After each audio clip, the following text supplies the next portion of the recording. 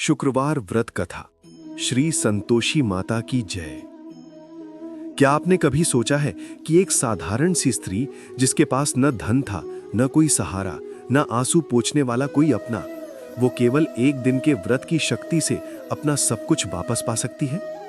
ये कोई कल्पना नहीं है, ये वो सच्ची कथा है जिसे सुनकर लाखों स्त्रियों के जीवन में उजाला आया, जिसके प्रभाव से टूटे परिवार जुड़े, बिछड़े पति लौटे और निराशा के अंधेरे में डूबे घर एक बार फिर दीपावली सी रोशनी से जगमगा उठे। ये है शुक्रवार व्रत की कथा, मां संतोषी की महिमा का वो अखंड आख्यान जो युगों से स्त्रियों के मुख पर जीवित है, जो पीढ़ी दर पीढ़ी हृदय से हृदय तक चलता आया है। बैठिए, मन को स्थिर कीजिए और सुनिए, ये कथा शायद आपके जीवन में भी एक नया मोड़ ले आए। प्रथम अध्याय, मां संतोषी का प्राकट्य। सृष्टि के आरंभ की बात है। जब देवता, दानव, मनुष्य सभी अपने अपने कष्टों से व्याकुल थे, तब गणेश जी के पुत्रों ने अपने पिता से एक प्रश्न किया जिसने ब्रह्मांड को हिला दिया। पिताजी, शुभ ने कहा, आप तो समस्त विघ्नों के हर्ता हैं, सुख समृद्धि के दाता हैं, परंतु संसार में एक ऐसी माता नहीं है जो स्त्रियों के मन की संतुष्टि दे सके, जो उनके जीवन के अभावों को पूर्ण करे, जो उनकी पीड़ा को समझे। लाभ ने जोड़ा, पिताजी, क्या ऐसी कोई देवी नहीं होनी चाहिए जो विशेष रूप से उन स्त्रियों की रक्षा करे जो निराश्रित हैं, असहाय हैं, जिनका कोई नहीं? गणेश जी ने अपने पुत्रों की बात सुनी। उनके मुख पर मधुर मुस्कान आई। उन्होंने आकाश की ओर देखा और एक अलौकिक शक्ति को आवाहन किया। उसी क्षण आकाश में एक दिव्य प्रकाश उतरा। वो प्रकाश जो न सूर्य का था, न चंद्र का, न अग्नि का। वो था ममता का प्रकाश, करुणा का प्रकाश, संतोष का प्रकाश। उस प्रकाश से एक देवी प्रकट हुई, शांत मुखमंडल, प्रेम भरी दृष्टि, हाथों में अभय और वर की मुद्रा। यही थी मां संतोषी। संसार की समस्त संतुष्टि जैसे एक रूप में ढल गई थी। देवताओं ने फूलों की वर्षा की, आकाश में दुंदुभी बजने लगी। गणेश जी ने कहा, पुत्री, तुम शुक्रवार की देवी हो। जो स्त्री इस दिन सच्चे मन से तुम्हारा व्रत रखेगी, तुम उसकी हर मनोकामना पूर्ण करोगी। मां संतोषी ने मुस्कुराकर स्वीकृति दी। जो जीवन में संतोष खो। द्वितीय अध्याय, 7 बहुओं के बीच एक अकेली। वो घर देखने में बड़ा था, पर भीतर से कितना सूना था, ये केवल वही जानती थी जो उस घर में बहू बनकर आई थी। उसका नाम था सुशीला, एक छोटे गांव की सीधी साधी कन्या जो सपनों की पोटली बांधकर अपने पति के घर आई थी। पति का नाम था संपत। संपत भला इंसान था, परंतु उसके 6 भाइयों की पत्नियां, वे 6 बहुएं, इतनी कठोर थीं जितना पत्थर का हृदय।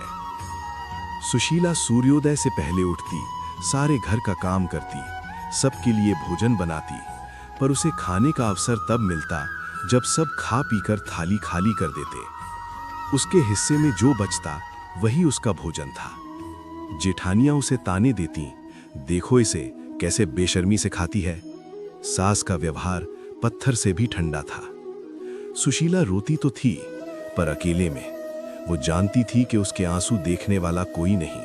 वो जानती थी कि उसके पति संपत को भी खबर नहीं, क्योंकि जब जब वो कुछ कहना चाहती, जेठानियां बीच में आ जाती। एक दिन उसी गांव में उसकी सखी मिली माया।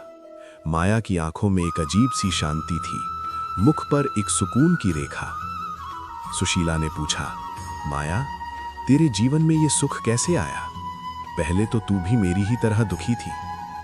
माया ने सुशीला का हाथ थामा और धीरे से कहा, सुशीला, मैंने शुक्रवार का व्रत रखा, मां संतोषी की कथा सुनी, उन्होंने मेरी झोली भर दी। माया की आंखें भर आईं। सच में, एक पल को भी मत सोच, जा इस शुक्रवार से शुरू कर। तृतीय अध्याय, पहला शुक्रवार, व्रत का संकल्प। वो शुक्रवार की भोर थी। सुशीला सूर्योदय से पहले उठ गई। उसने स्नान किया, साफ वस्त्र पहने और मन में एक संकल्प लिया। हे मां संतोषी, मैं आज से 16 शुक्रवार आपका व्रत रखूंगी। मुझे कुछ नहीं चाहिए, बस मेरे पति की कुशलता चाहिए, मेरे घर में सुख की किरण चाहिए। और हे मां, अगर तुम सच में सबकी मां हो तो इस बेसहारा बेटी को भी एक बार देख लो। उसने चौक पर मां संतोषी का चित्र रखा, गुड़ और चने का प्रसाद तैयार किया। ये इतना आसान था कि उसे किसी से मांगना नहीं पड़ा। दीपक जलाया और मन ही मन में कथा सुनी, वो कथा जो माया ने उसे बताई थी। उस दिन जेठानियों ने उसे बहुत सताया, भोजन में खटाई डाल दी। जानते थे कि व्रत में खटाई नहीं खाई जाती, परंतु सुशीला हंसती। उसने शाम को गुड़ चनी का प्रसाद ग्रहण किया और व्रत संपन्न किया। उस रात नींद में उसे मां का दर्शन हुआ, एक हल्की सी छवि, एक मधुर मुस्कान, एक आश्वासन। सुशीला की आंखें खुलीं तो उनमें आंसू थे, पर पहली बार वे दुख के नहीं, विश्वास के आंसू थे। चतुर्थ अध्याय, परीक्षा की घड़ी, पति का प्रस्थान। 16 शुक्रवार बीत गए। एक एक व्रत सुशीला ने पूरी श्रद्धा से रखा। बाधाएं आईं, जेठानियों ने कभी काम बढ़ाया, कभी व्रत में खटाई मिलाई, कभी ताने मारे, परंतु सुशीला डिगी नहीं। 16वें शुक्रवार की पूजा के बाद जब उद्यापन का समय आया, तब सुशीला को एक नई मुसीबत ने घेर लिया। उद्यापन में 8 लड़कों को भोजन के लिए आना था, पर जेठानियों ने एक भी लड़के को भोजन के लिए ना आने दिया। उन्होंने बच्चों को डरा दिया, समझा दिया। सुशीला रो पड़ी। उसने मां से प्रार्थना की, हे मां, मैंने तो सब कुछ किया, अब इसमें मेरी क्या गलती। और उसी समय 8 लड़के खेलते खेलते आ गए, अपने आप। मां ने उसकी पुकार सुन ली थी। उद्यापन संपन्न हुआ। सुशीला के मुख पर एक दिव्य तेज आया। उसी रात उसके पति संपत को एक संदेश मिला। एक सौदागर ने उसे दूसरे नगर में काम का। पंचम अध्याय, परदेश में संपत और मां की लीला। संपत परदेश पहुंचा। वहां उसने खूब मेहनत की। मां संतोषी की कृपा से उसके हाथों में बरकत आई। जो काम करता उसमें लाभ होता, जो सौदा करता उसमें मुनाफा होता। देखते देखते कुछ ही महीनों में उसके पास अच्छी खासी संपत्ति जमा हो गई, परंतु घर की याद उसे सताती थी। एक दिन उसने सुशीला को चिट्ठी लिखी, प्रिय सुशीला, मैं ठीक हूं, यहां काम अच्छा है, जल्दी लौटूंगा। उस चिट्ठी में उसने कुछ रुपए भी भेजे, पर जेठानियों ने वो चिट्ठी सुशीला तक ना पहुंचने दी। उन्होंने रुपए रख लिए। सुशीला अनजान रही। महीने बीतते गए। संपत ने और चिट्ठियां भेजीं, हर बार जेठानियों ने रोक लिया। सुशीला की आंखें रोज दरवाजे की ओर लगी रहती। हर आहट पर उसका दिल धक करता। वो सोचती, क्या संपत भूल गया मुझे? क्या मैं सच में इस जीवन में अकेली हूँ? उन दिनों उसने फिर माँ की शरण ली। हर शुक्रवार व्रत रखा, हर शाम दीपक जलाया। उसकी प्रार्थना में वेदना थी, पर निष्ठा भी थी। वो टूटी नहीं। और माँ संतोषी देख रही थीं सब कुछ। वे उस समय की प्रतीक्षा में थीं जब सुशीला का धैर्य उसे सोने की तरह निखार दे। षष्ठ अध्याय, माँ का प्रकोप, सच्चाई का उद्घाटन। एक रात संपत को स्वप्न आया। वो स्वप्न साधारण नहीं था। उसमें एक तेजस्वी देवी प्रकट हुई और बोली, संपत, तेरी पत्नी तेरी राह देखते देखते थक गई है। तेरे घर में अन्याय हो रहा है। तेरी भेजी हर चिट्ठी रोक ली गई, हर रुपया हड़प लिया गया। उठ और घर जा, अपनी सुशीला के आंसू पोंछ। संपत की आंख खुली, माथे पर पसीना था। उसका दिल जोर जोर से धड़क रहा था। उसी रात उसने निर्णय किया, वो घर जाएगा, आज और अभी। दूसरी ओर उन्हीं दिनों जेठानियों के जीवन में अजीब परेशानियां आने लगीं। एक जेठानी का बेटा बीमार हो गया, दूसरी के घर में कलह बढ़ गई, तीसरी के पति का व्यापार घाटे में आ गया, सास के पांव में चोट लगी। गांव की एक बुजुर्ग महिला ने कहा, अरे ये मां संतोषी का प्रकोप है। जब कोई सच्ची भक्त पर अत्याचार होता है तो मां चुप नहीं बैठती।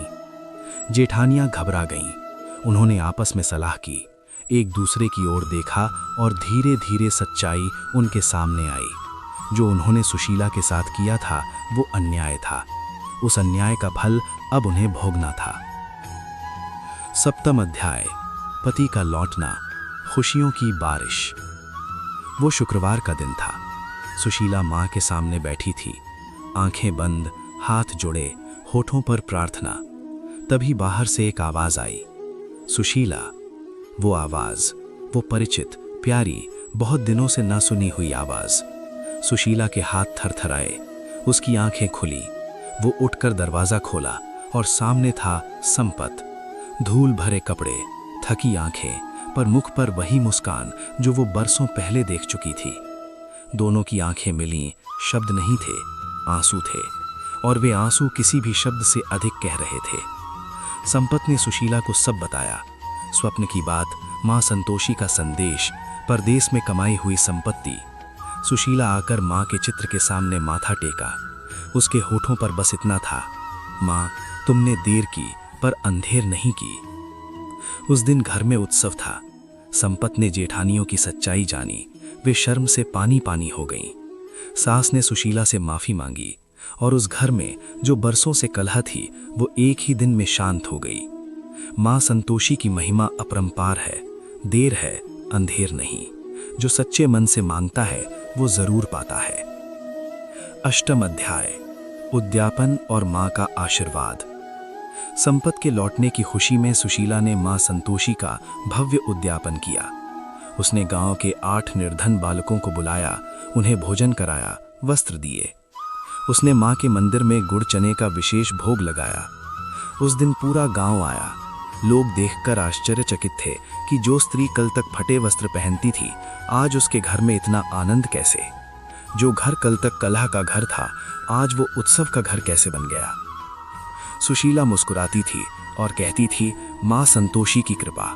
बस यही उत्तर था, यही पर्याप्त था।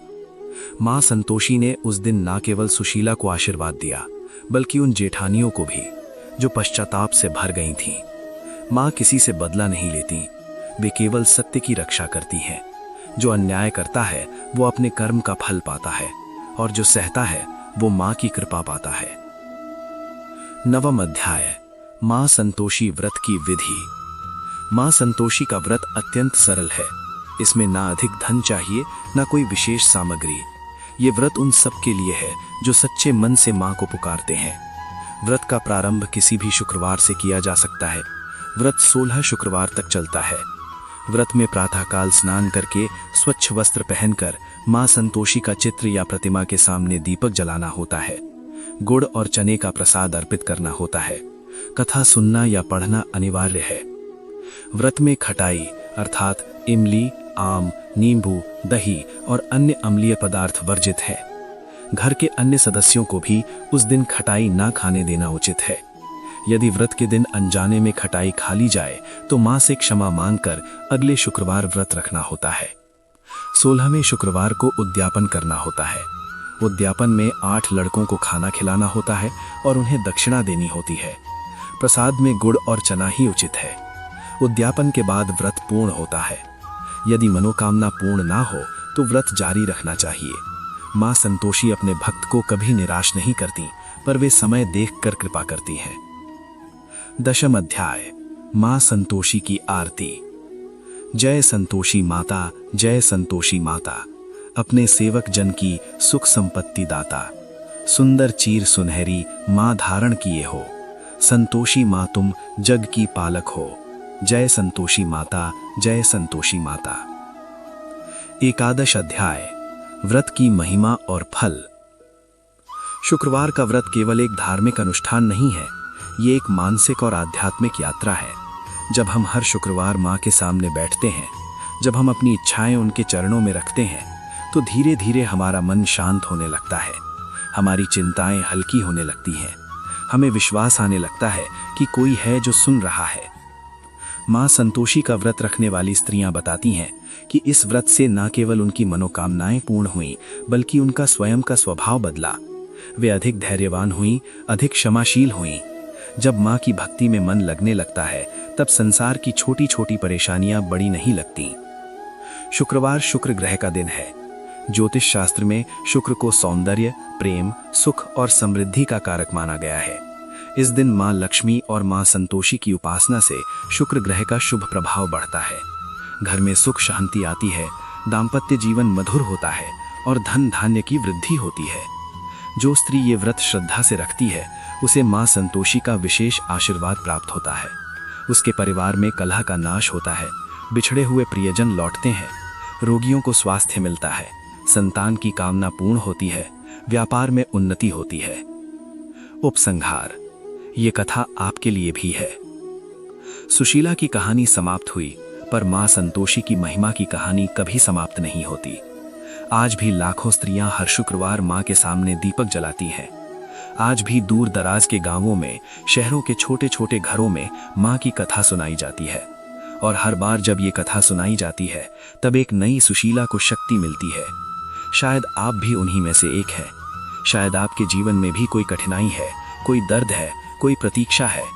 शायद आपके भी कुछ आंसू हैं जो किसी को दिखाए नहीं जा सकते। तो इस शुक्रवार, बस इस एक शुक्रवार, मां संतोषी के सामने बैठिए, एक दीपक जलाइए, गुड़ चना रखिए और मन की बात कह दीजिए। मां सुनती हैं, हमेशा सुनती हैं, क्योंकि मां का हृदय इस सृष्टि से बड़ा है।